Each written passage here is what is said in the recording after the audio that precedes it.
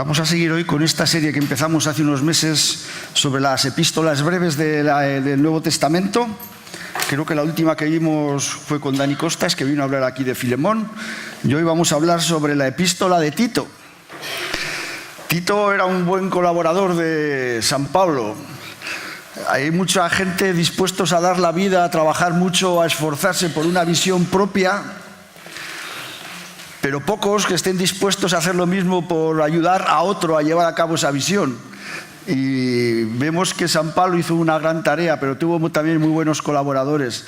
Y uno de ellos fue este hombre, que es de estos que escasean, que estuvo dispuesto a trabajar mucho, a hacer muchas cosas para trabajar para la obra que estaba desarrollando Pablo. Bueno, Pablo, el Espíritu Santo, a través de Pablo. Vamos con la primera diapositiva. Esta epístola que fue dirigida a Tito cuando estaba en Creta. ¿Sabes dónde está Creta? Ahí en el Mediterráneo, en mitad. Es un sitio buenísimo para pasar las vacaciones.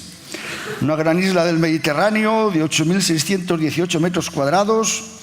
Aquí hay una montaña muy elevada en esta isla de 2.430 metros.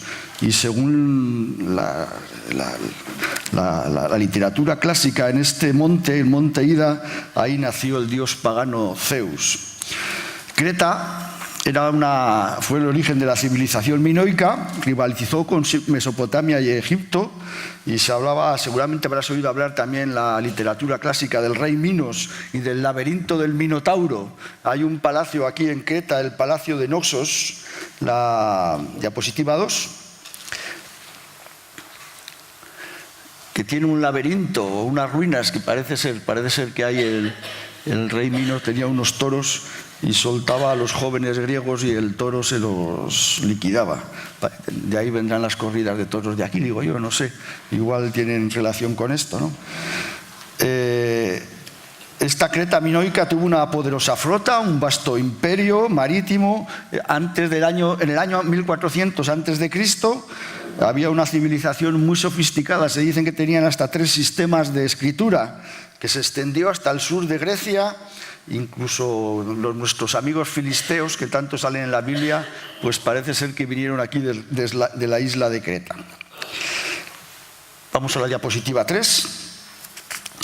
Finalmente fue colonizada por los griegos y jugó un papel importante durante algunas de las épocas más gloriosas de la historia helenística. Y en los primeros años del cristianismo, los cretenses, como veremos ahora cuando leamos la carta, eran famosos por su deshonestidad, por no ser dignos de confianza. Parece ser que en el siglo I a.C. fue refugio de piratas, aunque luego estos fueron subyugados, muchos de ellos quedaron viviendo allí y parece que algo de ese carácter les quedó. Ya veréis luego que Pablo les pone un poco, no tenían una gran idea de los cretenses. Esto es como aquí cuando hablamos de un pueblo, ¿no? Me acuerdo de pequeño en Anguita, ahí, yo soy de Anguita en Guadalajara, y había un dicho que decía: Anguita la más bonita, Aguilar el cagalar, Garbajosa la piojosa y Alcolea del Pinar mucha leña y poco pan. Y entonces esta es la idea. Luego a mi padre le escuchó otro dicho que mejor que no lo diga ahora, porque con el tema del feminismo hay gente que decía: vaca de Luzaga y mujer de Anguita, quita. En fin, esto es como nuestra cultura, vamos. La idea que tenían de los cretenses no era muy buena. Esto se está grabando, como lo escucho de Anguita. En fin, igual luego lo retocamos.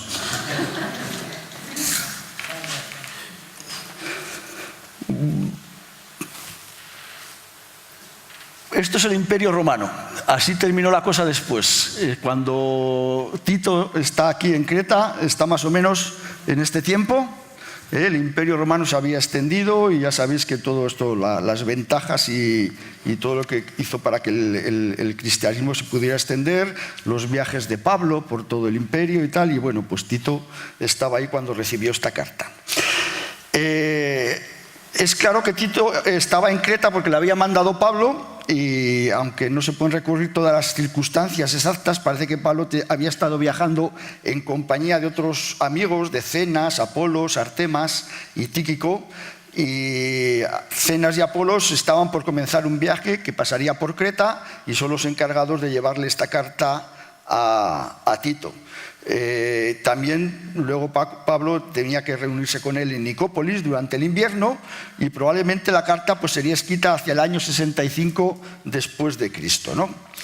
Parece ser que había cristianos en varios lugares de la isla, por lo que veremos también luego en la carta, y sin embargo la organización de la iglesia todavía era incompleta. Probablemente llevarían poco tiempo trabajando allí, faltaban cosas por concretar.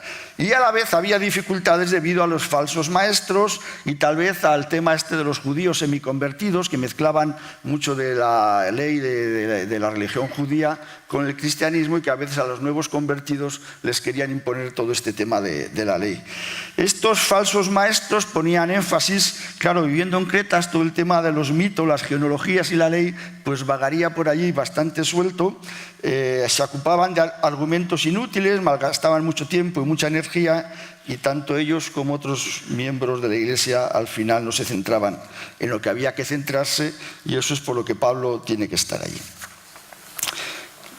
Vamos a leer la carta. Solamente son 3 capítulos. Voy a leer de la Biblia de la Palabra, ¿vale?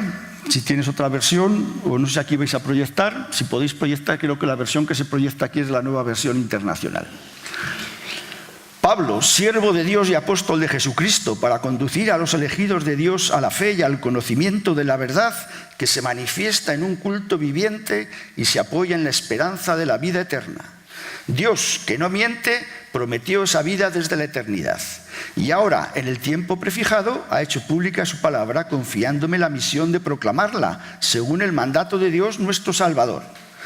A Tito, verdadero hijo mío en una fe compartida, gracia y paz de parte de Dios nuestro Padre y de Cristo Jesús nuestro Salvador. La razón por la que te dejé en Creta fue para que terminases de organizar los asuntos pendientes y para que nombraras presbíteros en cada ciudad, de acuerdo con las instrucciones que te di. El elegido ha de ser irreprochable, casado una sola vez. Sus hijos, si los tiene, deben de ser creyentes, sin que puedan ser acusados de libertinos o rebeldes. Es preciso, en efecto, que el obispo, en cuanto encargado de administrar la casa de Dios, sea irreprochable. No ha de ser arrogante, ni colérico, ni aficionado al vino, ni pendenciero, ni amigo de negocios sucios. Al contrario, debe ser hospitalario, amante del bien, sensato, de vida recta, piadoso y dueño de sí. Debe estar firmemente anclado en la verdadera doctrina, de modo que sea capaz tanto de aconsejar en lo que respecta a la autenticidad de la enseñanza, como de rebatir a quienes la combaten. Porque hay muchos rebeldes, charlatanes y embaucadores, sobre todo entre los judíos convertidos, y es preciso reducirlos al silencio, porque no hacen más que ir de casa en casa, causando estragos y enseñando lo que no deben, en busca de una vil ganancia. Ya dijo de ellos uno de sus propios poetas: los cretenses son siempre mentirosos, malas bestias, glotones y perezosos. Y dijo la verdad. Por eso corrígelos con severidad, a fin de que se mantengan fuertes en la fe, que no se ocupen en fábulas judías ni de preceptos humanos alejados de la verdad. Todo es limpio para los que viven limpiamente. Todo es sucio, en cambio, para los manchados y los incrédulos, pues tienen manchadas su mente y su conciencia. Dicen que conocen a Dios, pero sus obras lo desmienten, ya que son odiosos, obstinados e incapaces de hacer algo bueno. Por tu parte, enseña en conformidad con la auténtica doctrina, que los ancianos sean sobrios. Estos ancianos son los ancianos de edad, no los ancianos responsables. Sobrios, serios y prudentes, que vivan con autenticidad la fe, la paciencia y el amor. Y las ancianas lo mismo, que se comporten como corresponde a creyentes, que no sean calumniadoras ni esclavas del vino, sino maestras de bondad. Enseñarán así a las jóvenes a ser esposas y madres amantes, a ser sensatas y castas, a cuidar con esmero de su casa, a ser bondadosas y respetuosas con sus maridos, para que nadie pueda hablar mal de la palabra de Dios. Exhorta igualmente a los jóvenes a ser equilibrados, presentándote tú mismo en todo como un modelo de buena conducta. Sé íntegro en la enseñanza, serio en el comportamiento, auténtico y irreprochable en el hablar. De este modo el enemigo quedará en evidencia al no tener nada malo que decir contra nosotros. Que los esclavos respeten siempre la autoridad de sus amos y traten de agradarlos, que no los contradigan ni los engañen. Al contrario, que les profesen una perfecta y plena fidelidad, para así honrar en cualquier circunstancia la enseñanza recibida de Dios nuestro Salvador. Se ha hecho en efecto visible la bondad de Dios que trae la salvación a toda humanidad, enseñándonos a renunciar a la impiedad y a las pasiones desordenadas de este mundo y a vivir desde ahora de una manera sobria, recta y fiel a Dios, mientras aguardamos el feliz cumplimiento de lo que estamos esperando, la manifestación gloriosa del gran Dios y Salvador nuestro Jesucristo. Fue Él quien se entregó por nosotros a fin de liberarnos de toda maldad y de prepararse un pueblo limpio y elegido, totalmente entregado a la práctica del bien. Y esto es lo que tienes que enseñar, aconsejar y defender con toda autoridad, y que nadie te haga de menos. Recuerda a los creyentes que deben someterse a las autoridades que gobiernan, que las obedezcan y estén prontos a colaborar en todo lo bueno que emprendan, que no ofendan a nadie ni se peleen con nadie, que se muestren afables y llenos de dulzura en todo el mundo, con todo el mundo. Porque también nosotros en otro tiempo fuimos irreflexivos y obstinados, anduvimos descarriados, esclavos de toda suerte de pasiones y placeres, y vivimos en la maldad y la envidia, odiados de todos y odiándonos unos a otros. Pero ahora se han hecho patentes la bondad y el amor de Dios, nuestro Salvador, tiene a los seres humanos.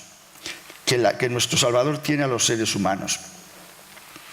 Él nos ha salvado, no en virtud de nuestras buenas obras, sino por su misericordia, y lo ha hecho por medio del lavamiento que nos hace nacer de nuevo y por medio de la renovación del Espíritu Santo que Dios ha derramado sobre nosotros con abundancia a través de nuestro Salvador Jesucristo. Restablecidos así por la gracia de Dios en su amistad, hemos sido constituidos herederos con la esperanza de recibir la vida eterna. Es esta una palabra digna de crédito y quiero que también tú insistas con tesón en ella para que cuantos creen en Dios se apliquen con entusiasmo a la práctica del bien. Esto es bueno y útil para todos. Evita, en cambio, las controversias estúpidas sobre genealogías, así como las acaloradas polémicas en torno a la ley. Son insustanciales y no conducen a nada. Apártate de quien fomenta divisiones después de haberlo amonestado una e incluso dos veces, pues ya ves que se trata de una persona descarriada y pecadora a la que su propia conciencia condena. Pienso enviarte a Artemas y a Tíquico. En cuanto lleguen, ven enseguida a encontrarte conmigo en Nicópolis, pues he decidido pasar allí el invierno. Pero ocúpate de que Zenón, el abogado, y a Apolo nada les falte para su viaje. Que nuestros hermanos aprendan a ser los primeros en la práctica del bien, ayudando en las necesidades más apremiantes para que no sea su vida como un árbol sin frutos. Te saludan todos los que están conmigo. Saluda a nuestros amigos en la fe, que la gracia esté con todos vosotros. Bueno, poquito pesado, 3 capítulos seguidos. Que sepáis que esto era una práctica común en la iglesia primitiva. Las cartas no se predicaban, se leían.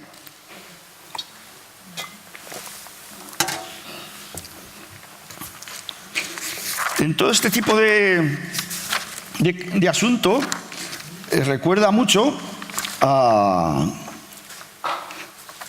las cartas que normalmente transmitimos unos a otros en el ministerio. He traído aquí algunas cartas que tengo yo conservadas. Por ejemplo, esta es una carta manuscrita de Roberto Jove. Roberto Jove no escribía cartas nunca. Y entonces le escribe a este hermano, que no diré quién es, pero el hermano, al recibir una carta de Roberto, la fotocopió y nos la dio a todos los colegas, y además lo que decía la carta pues era muy importante para lo que estaba ocurriendo en Burgos entonces. Voy a leer algunos trozos. Dice: querido, prepara el marco porque eres uno de los pocos en este mundo que ha recibido una carta con mi letra. Echo de menos el tiempo contigo en Fuentes Blancas, pero se me hace un poco difícil llegar a las 10 de la mañana en este momento.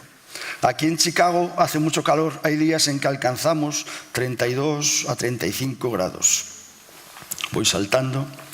Sigo orando por Burgos y todas sus situaciones. Confío en que el Señor esté orando para mejorar algunas de ellas y que su nombre sea glorificado.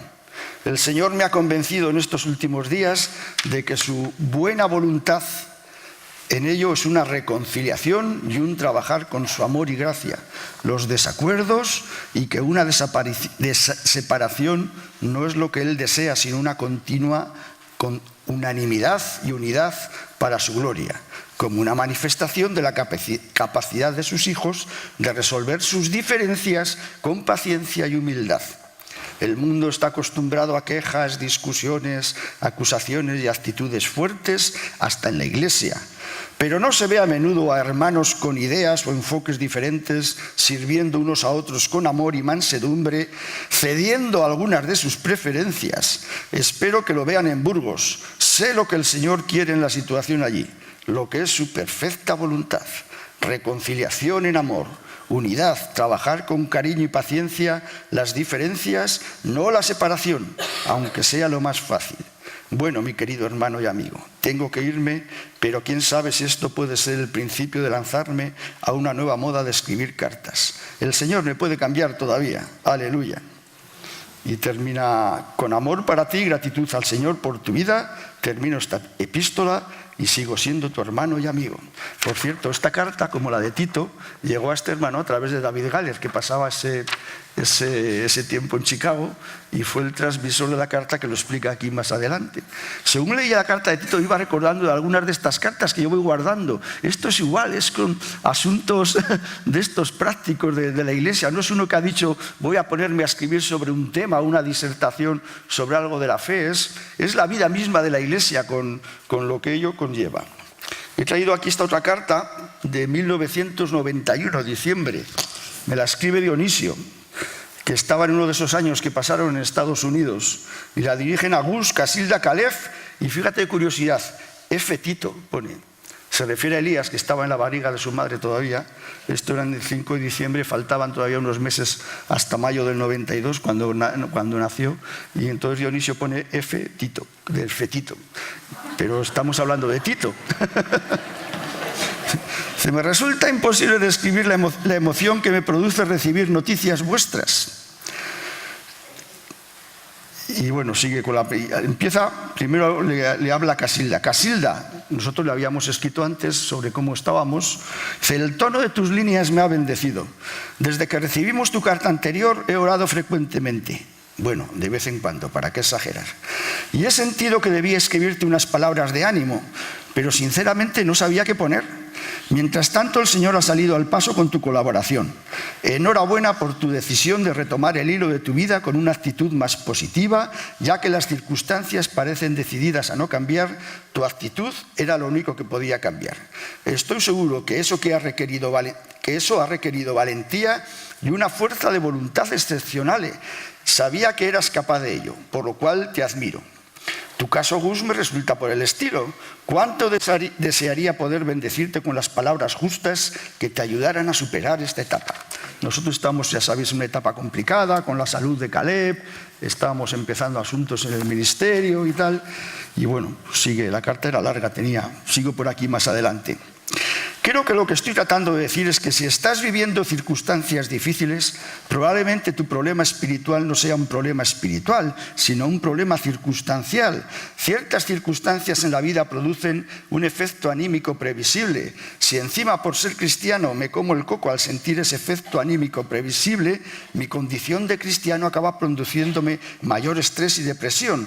Pero el cristiano también es un ser humano de carne y hueso, también siente, también sufre y también se deprime si las circunstancias de su vida le parecen deprimentes. Esto no es ser menos espiritual, es ser humano. Las circunstancias cambiarán. He notado que en esta vida nada es eterno, ni lo bueno ni lo malo. Luego, cuando tus circunstancias personales sean otras, estoy convencido de que darás testimonio de que, a pesar de todo, Dios nunca te había abandonado. Nos inspirará a todos, se nos nublarán los ojos y exclamaremos aleluyas.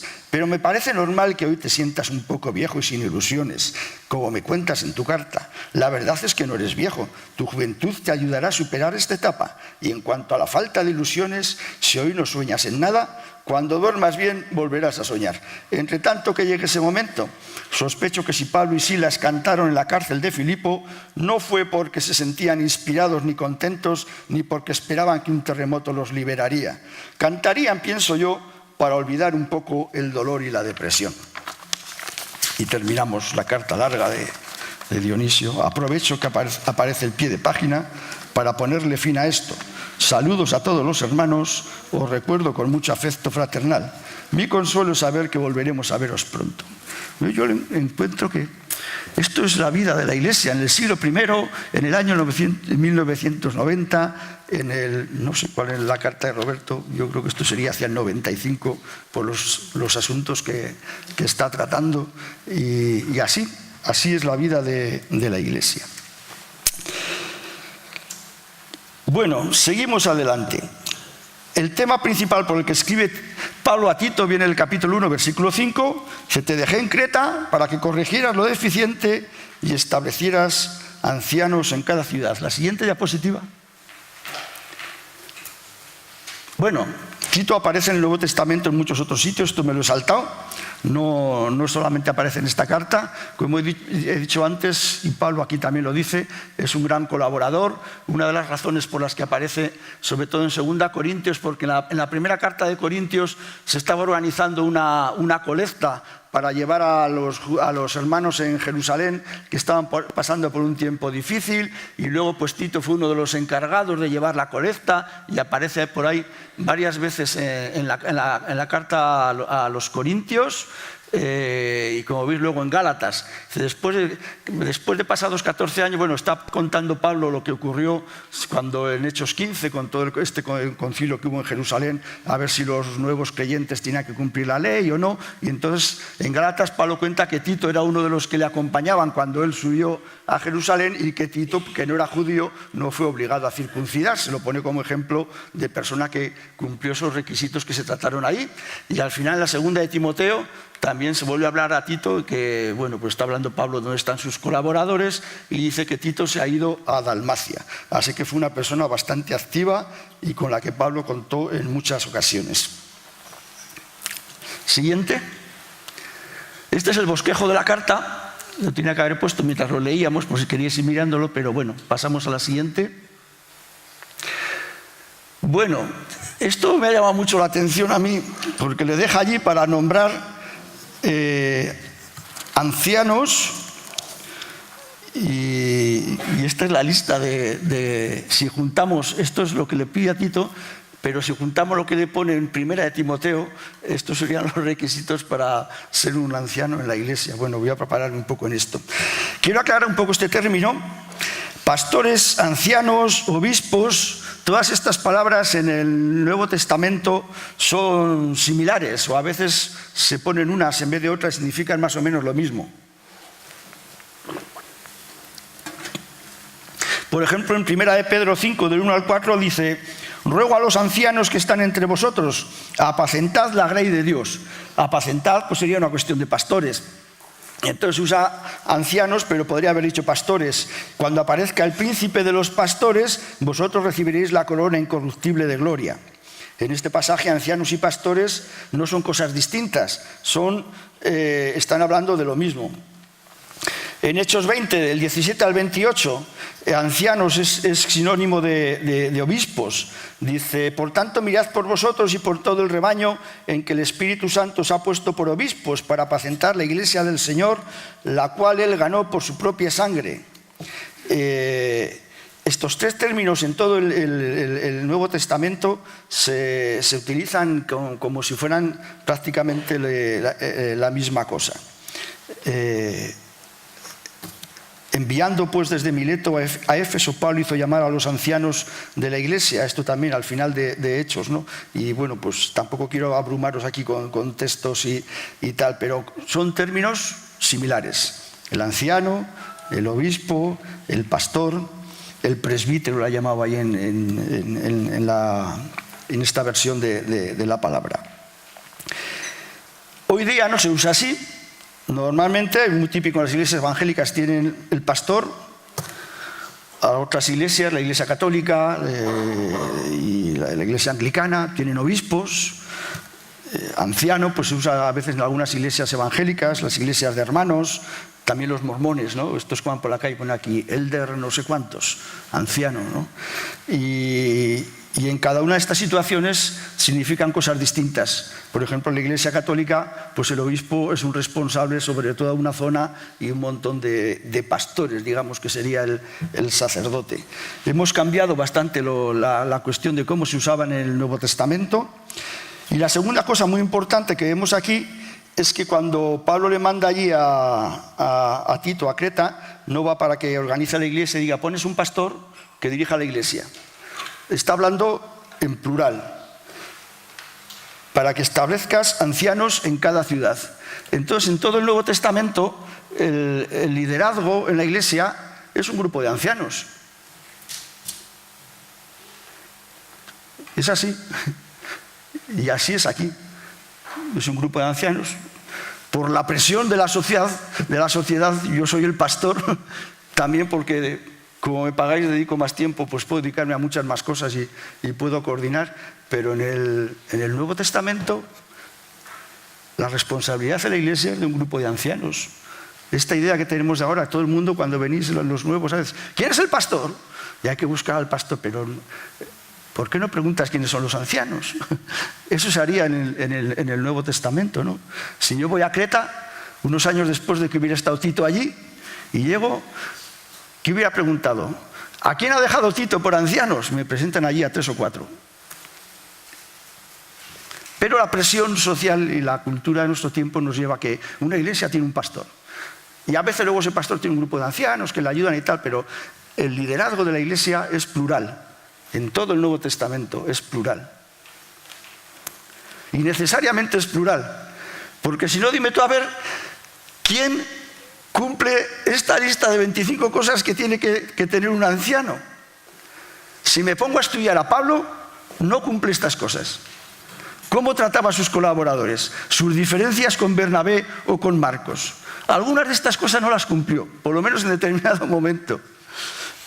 De manera que necesariamente tiene que ser un grupo, a ver si entre todos conseguimos ser esto, porque si no, ¿de dónde sacas una sola persona que cumpla estos 25 requisitos? Yo personalmente quiero ser así, porque cumplir esos 25 requisitos significa parecerse a Jesús, y en eso estamos. Que lo intento, fallo. Y además, yendo más allá, si hacemos un estudio del Nuevo Testamento, estos 25 requisitos ¿no serían también requisitos para cualquier creyente? ¿Os acordáis hace unos meses? Estuve aquí hablando del discipulado en el Evangelio de Lucas. Y los requisitos para los creyentes no eran diferentes de los requisitos para los responsables. Porque en la iglesia cristiana todos somos responsables, cada uno en nuestra área. Según los dones que el Espíritu Santo te ha dado, tú tienes la responsabilidad de ser fiel. Si tienes un ministerio más público, como un anciano o un predicador, pues bien, pero igual tenéis otros ministerios que nadie ve, pero la misma responsabilidad tienes de ser fiel, de hacerlo bien y de ser una persona que se parece a Jesús, cumpliendo todo esto en la que puede. Todos tratamos de ser así y todos a veces fallamos. Por eso a veces no queda más remedio que trabajar en equipo y trabajar con un grupo y a ver si entre unos y otros conseguimos suplir las carencias que tenemos.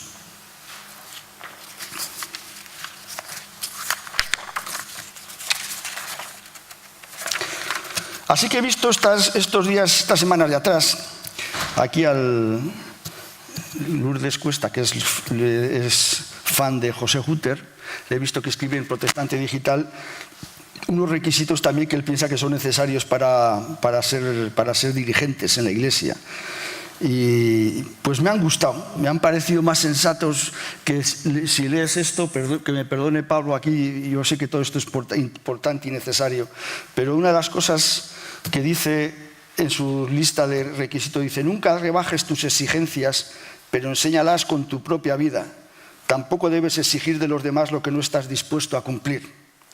Y más adelante dice: puedes permitirte el lujo de equivocarte, no pasa nada si lo admites en público, y si has metido la pata no se te cae ningún anillo por pedir perdón. Los demás de todos modos ya se han dado cuenta hace tiempo de que no eres perfecto, pero no te lo van a decir el domingo después del culto cuando se despiden. Creo que José Hutter es más realista. Yo por lo menos me identifico con él. Sí, allá vamos, esta es la meta. Hagámoslo juntos, porque si no, uno solo es como una losa que se te viene encima, ¿no? Y bueno, ¿Qué pasaría? A veces pienso, sería muy interesante encontrar la respuesta de Tito a Pablo. Estimado Pablo, tal como tú describes, no he encontrado ninguno. Ven tú a ver si puedes hacerlo. Hubiera sido una respuesta lógica si verdaderamente hay que cumplir a rajatabla todo esto, ¿no? Esta es la meta, este es el objetivo, en esto estamos, a eso vamos. ¿Quién llegará? Pues bueno, gracias, contamos con la dirección del Espíritu Santo, gracias que somos un cuerpo, gracias que caminamos juntos, que probablemente esto lo conseguiremos hacer. Y esto es lo principal que he sacado de la enseñanza de la carta de Tito, porque las demás cosas están claramente expuestas ahí, no necesitan explicación, lo lees y te enteras, nadie más necesita que te lo explique.